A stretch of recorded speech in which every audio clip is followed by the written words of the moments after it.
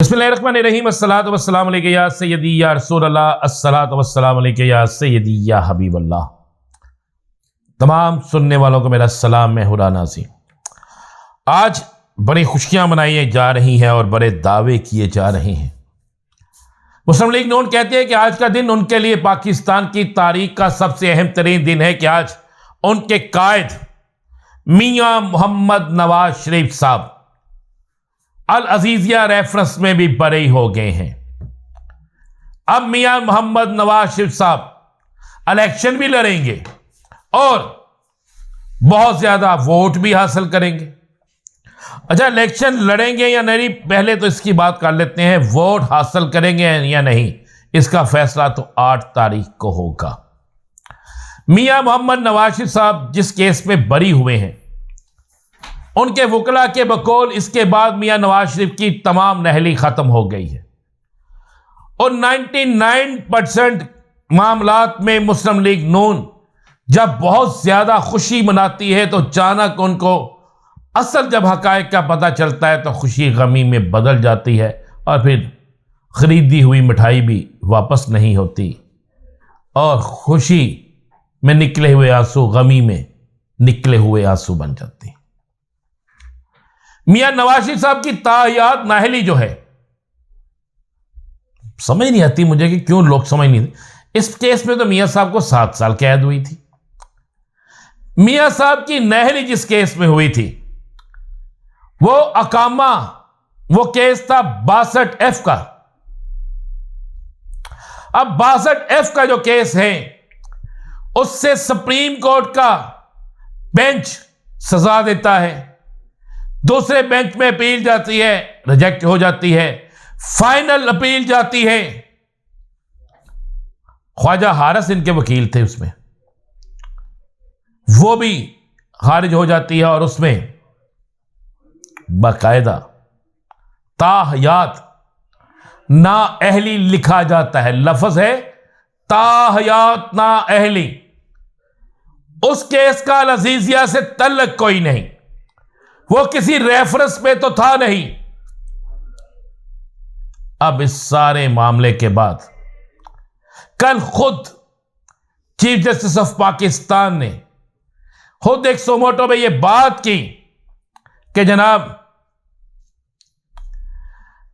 Election commission का जो act है वो और सुप्रीम कोर्ट का फैसला, दोनों में से अहम क्या है, बड़ा क्या है।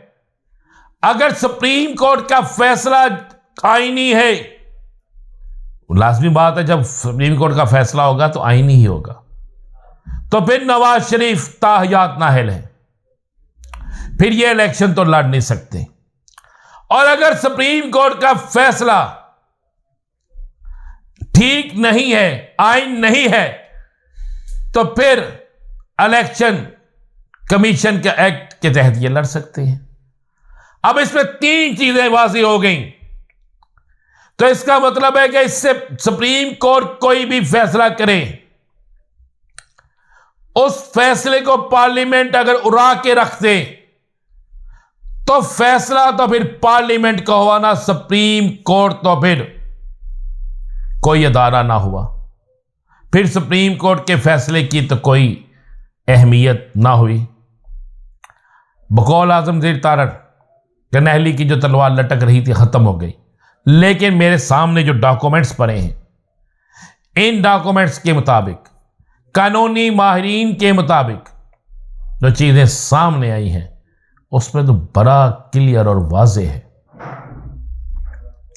कि मियां नवाज शरीफ आज के दिन तक भी नाअहल है और जब तक मियां नवाज शरीफ की नाअहली का फैसला सुप्रीम कोर्ट से वाज़ेह नहीं होता, उस वक्त तक मियां नवाज शरीफ के ऊपर नाअहली की तलवार लटकती रहेगी।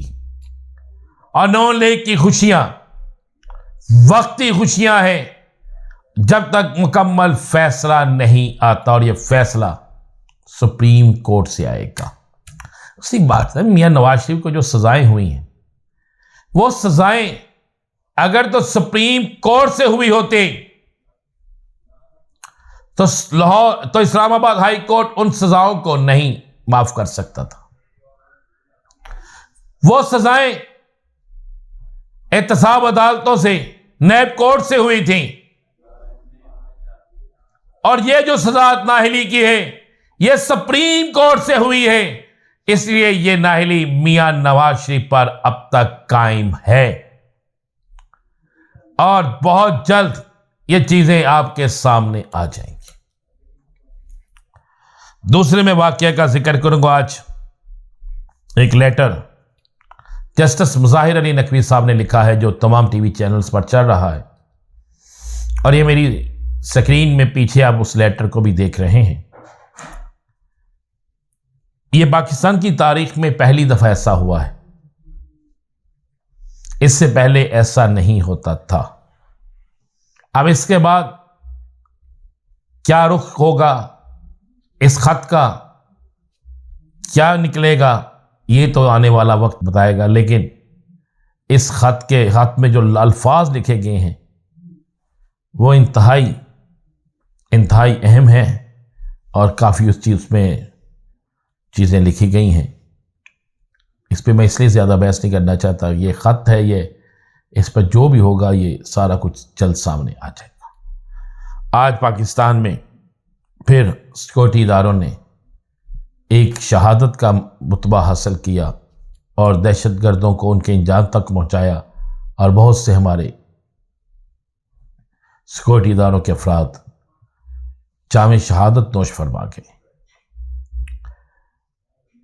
आज का दिन इस लिहाज से भी हम सबको याद रखना चाहिए कि हमारे लिए जान देने वाले, हमारे लिए इस वतन अजीज के लिए कुर्बानियां देने वाले हर वक्त अपनी जान हथेली पर रख कर बैठे हैं, और इसी वजह से ये मुल्क कायम है। अगली वह खबर आपको दे दूं, बल्ले का निशान छीनने की पूरी कोशिश की जा रही है। बल्ले के निशान के हवाले से पूरी कोशिश के बावजूद भी मैं आपको यह खबर दे रहा हूं, शायद यह कोशिश कामयाब ना हो सके। अगर यह कोशिश कामयाब हो जाती है तो मुतबादल क्या इंतजाम होगा, वो भी सारा सिस्टम मुकम्मल हो चुका है। अचानक से एक ऐसा सोशल मीडिया पर नया सिलसिला शुरू होगा कि जो वक्त घंटों में नहीं मिनटों में उस पैगाम को हर शख्स तक पहुंचा देगा कि आइंदा तहरीक इंसाफ का उम्मीदवार और उसका निशान क्या होगा। बड़े अहम दिन आने वाले हैं। मैंने याद करे कहा था कि इस हफ्ते में बड़े अहम तरीन फैसले आने वाले हैं। फैसले आना शुरू हो गए हैं, और इसी हफ्ते में कप्तान के हवाले से भी एक बहुत बड़ी खबर आने वाली है, और इस खबर के बाद सियासी हालात में बड़ी करवट भी आने वाली है, तलखी भी आने वाली है, और कुछ ऐसी चीजें होने वाली हैं जिससे सियासी हालात किसी भी तरफ जा सकते हैं। किस तरफ जाएंगे बताएंगे आपको अगले व्लॉग में। इजाजत दीजिए, अल्लाह हाफिज।